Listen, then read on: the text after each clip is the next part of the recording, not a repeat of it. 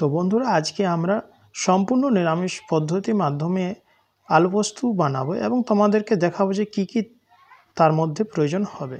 সবচেয়ে প্রথমে যেটা আমাদের প্রয়োজন হচ্ছে সেটা হচ্ছে প্রয়োজন মতো আলু, পোস্ত বাটা, কালো জিরে, নুন, তেল এবং সামান্য পরিমাণে এটার মধ্যে সামান্য পরিমাণে জল আছে।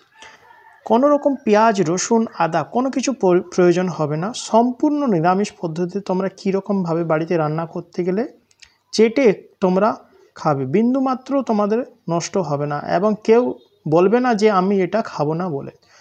মনোযোগ সহকারে তোমরা দেখবে পুরো ভিডিওটা, তাহলে তোমরা পুরো প্রসিডিওরটা বুঝতে পেরে যাবে। খুব সুন্দরভাবে আমি তোমাদেরকে আজকে বুঝাবো। তো চলো স্টার্ট করা যাক।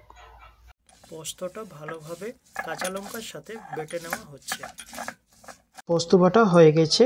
কাঁচা লঙ্কা বা শুকনো লঙ্কা তোমরা যেটা চাইবে সেটা দিতে পারবে, যে যেরকম ঝাল খাও সেই হিসেবে তোমরা ঝালটা দেখে নিও। আলুটা খুব সুন্দরভাবে কেটে নেওয়া হয়েছে। খুব বেশি একটা ছোট করবে না তোমরা এবং খুব বেশি একটা বড় না, মিডিয়াম সাইজের হলেই চলবে। এই যে তোমরা দেখতে পাচ্ছ প্রায় 250 গ্রামের মতো আলু আছে। এটা কড়াইতে সর্বপ্রথম তেল দেখতে পাচ্ছ তোমরা, পরিমাণ মতো তেল দেবে, খুব বেশি একটা বেশি দেবে না। এটা সামান্য গরম হওয়া পর্যন্ত একটু অপেক্ষা করো, একটু গরম হতে দাও। বন্ধুরা দেখতে পাচ্ছ তেল গরম হয়ে গেছে। এর মধ্যে দেওয়া হচ্ছে কালো জিরে, 1 চামচের মতো কালো জিরে দেওয়া হচ্ছে। সামান্য পরিমাণে এটা গরম করতে দিচ্ছি। গেছে, এরপর আমরা এর মধ্যে দিয়ে দিচ্ছি আলু, কেটে রাখা আলু। দেখতে পাচ্ছ তোমরা আলুটা দেওয়া হচ্ছে।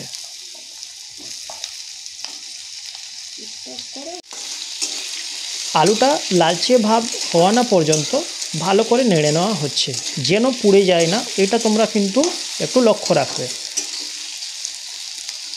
বন্ধুরা এই কড়াইয়ের মধ্য থেকেই অল্প পরিমাণে তেল বের করে রেখে নেওয়া হচ্ছে, এটা লাস্টে দেওয়া হবে, তোমরা দেখবে। তো বন্ধুরা দেখতে পাচ্ছ আমাদের আলুটা ফ্রাই হয়ে গেছে। এর মধ্যে যাচ্ছে পোস্ত।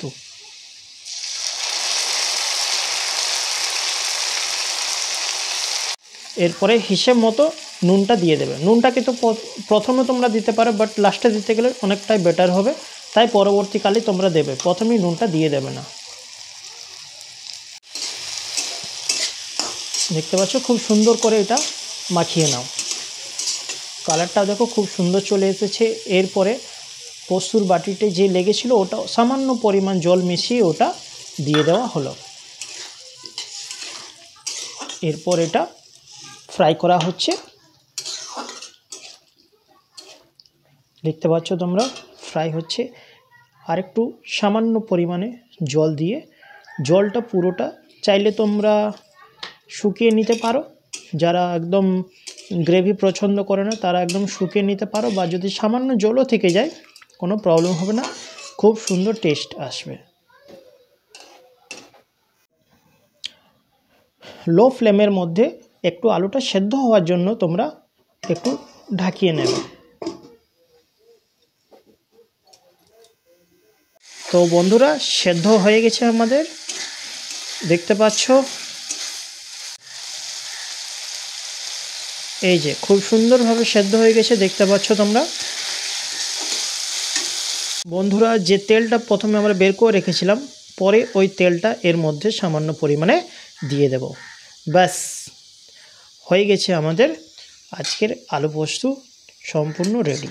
তো বন্ধুরা তোমরা দেখতে পাচ্ছ খুব সুন্দর হয়েছে আলু পোস্তটা, এবং এর স্বাদ একবার যে খাবে কোনো দিন ভুলবে না।